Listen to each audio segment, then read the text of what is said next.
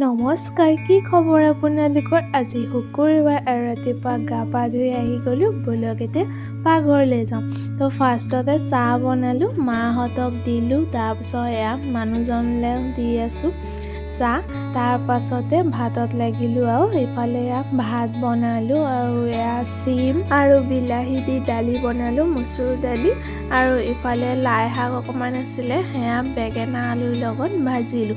তো এয়াকে বনালোঁ আৰু মায়ে ইফালে এয়া বেঙেনা পুৰি পিটিকা কৰিছিলে। তো ফটাফট মানুহজনক ভাত দি দিলোঁ, ভাত খাই দোকানলৈ যাব।